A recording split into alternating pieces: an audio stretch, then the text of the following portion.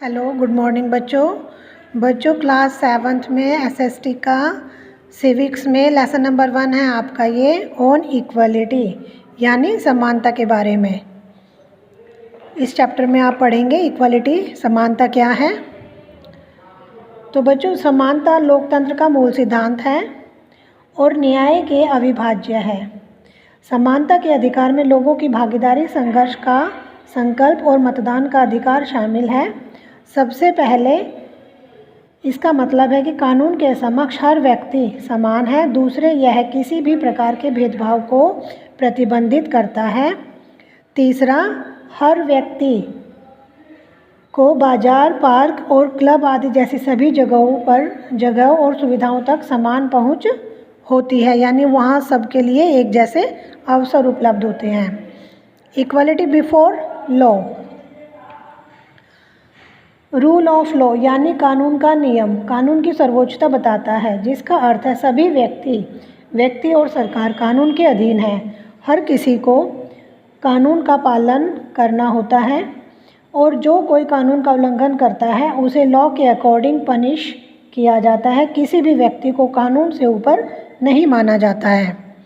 Provisions in the Indian constitution, भारतीय संविधान में प्रावधान, हमारे संविधान के आर्टिकल 15 में कहा गया है कि रिलीजियन, रेस, कास्ट, सेक्स और प्लेस ऑफ बर्थ यानी धर्म, जाति, लिंग या जन्म स्थान के आधार पर लोगों के बीच कोई भेदभाव नहीं किया जा सकता है।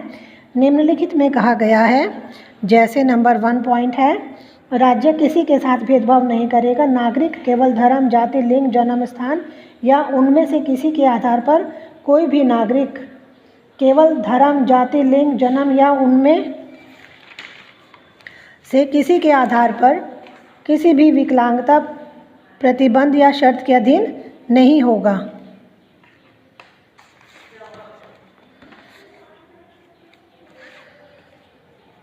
और नेक्स्ट है इसमें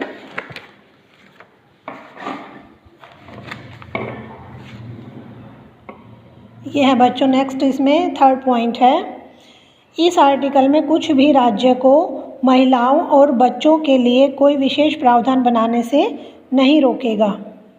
4th पॉइंट है, इस आर्टिकल या क्लॉज 2 या आर्टिकल 29 में कुछ भी राज्य को नागरिकों के किसी भी सामाजिक और शैक्षणिक रूप से पिछड़े वर्गों की उन्नति के लिए या अनुसूचित जाति और अनुसूचित जनजाति के लिए कोई विशेष प्रावधान बनाने से नहीं रोकेगा।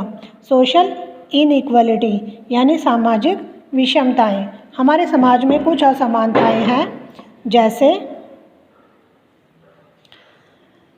हमारा समाज हमेशा सोशल एंड इकोनॉमिक इनइक्वलिटीज़ का शिकार रहा है। सोशल इनइक्वलिटीज़ कास्ट सिस्टम के कारण है, महिलाओं का पिछड़ापन और अशिक्षा। इकोनॉमिक इनइक्वलिटीज़ मुख्यतः गरीबी के कारण है। हम कुछ पॉइंट्स के आधार पर इन असमानताओं का अध्ययन कर सकते हैं, जैसे नंबर 1 है कास्ट डिस्क्रिमिनेशन यानी जातिगत भेदभाव। भारत में जाति पर आधारित असमानता काफ़ी प्रमुख है। अनटचेबिलिटी यानी अस्पृश्यता जातिगत असमानता का सबसे खराब रूप है। प्राचीन काल से ही भारत में अस्पृश्यता की कुप्रथा का सामना करना पड़ा है, जब समाज का एक बड़ा तबका, जिसे शूद्र या दलित कहा जाता है, समाज से अलग रखा गया क्योंकि वे निचली जातियों के थे। नेक्स्ट है जेंडर डिस्क्रिमिनेशन यानी लिंग भेदभाव। लिंग भेदभाव जिसका अर्थ है विभिन्न क्षेत्रों में पुरुषों और महिलाओं के बीच असमानताएं और हमारे समाज में हमेशा अस्तित्व में रही हैं। महिलाओं में साक्षरता दर यानी लिटरेसी रेट हमेशा पुरुषों की तुलना में बहुत कम रही है। आज भी जो स्थिति है वो बहुत कुछ बदली नहीं है, इसमें कोई डाउट नहीं। हम वुमेन लिबरेशन यानी नारी मुक्ति पर गर्व करने में कभी पीछे नहीं रहते, लेकिन कई भारतीय परिवारों में लड़कियों को अभी भी उनके जन्म से खुशी का स्रोत नहीं माना जाता है। इकोनॉमिक डिस्क्रिमिनेशन यानी आर्थिक भेदभाव। इकोनॉमिक डिस्क्रिमिनेशन का मेन कॉज है पॉवर्टी। इंडियन पॉपुलेशन का एक बड़ा वर्ग अभी भी मिजरेबल लाइफ यानी दयनीय जीवन जी रहा है, उनके लिए जीवन की बेसिक रिक्वायरमेंट्स जैसे फूड, शेल्टर एंड क्लॉथिंग को पूरा करना कठिन है।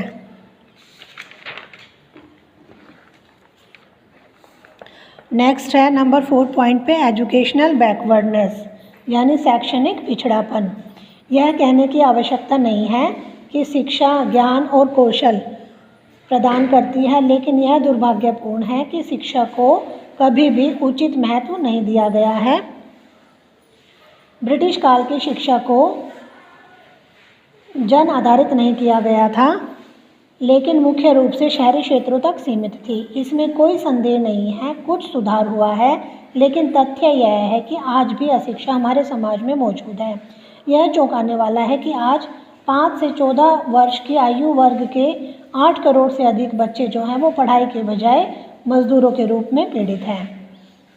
नेक्स्ट है government's efforts to implement equality assured by the constitution यानी संविधान के अनुसार प्राप्त की जाने वाली आवश्यकता के अनुसार कार्य करने का अधिकार। हमारा संविधान प्रत्येक व्यक्ति को समान दर्जा और अवसर प्रदान करता है। यह अपने सभी नागरिकों को फंडामेंटल राइट्स यानी मौलिक अधिकारों की गारंटी देता है। इस प्रकार सभी के लिए समानता की गारंटी है। यह लोकतांत्रिक भारत में मान्यता प्राप्त है। कानून के सामने हर कोई समान है। हमारी सरकार ने इस संबंध में समान कानून पेश किए हैं। इसमें कई कार्यक्रम भी शुरू किए हैं ताकि वंचित समुदाय के समूह को अधिकतम मदद दी जा सके, जैसे मिड डे मील स्कीम और equal opportunities in private schools. Next है इसमें बच्चों आपका सिविल राइट्स ऑफ मूवमेंट्स।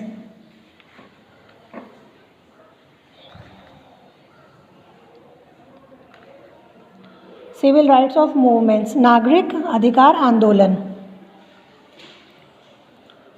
नागरिक अधिकारों को भेदभाव के साथ राज्य के नागरिक और राजनीतिक जीवन में भाग लेने की क्षमता सुनिश्चित करने के लिए आवश्यक है।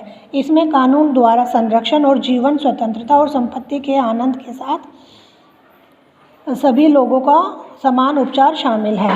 भारत की तरह कई अन्य देश भी समानता के मुद्दों पर स्ट्रगल कर रहे हैं। फॉर एग्जांपल यूएसए में लोगों को वाइट्स यानी अमेरिकन्स और ब्लैक्स यानी अफ्रीकन अमेरिकन्स के 2 ग्रुप्स में डिवाइड किया गया था।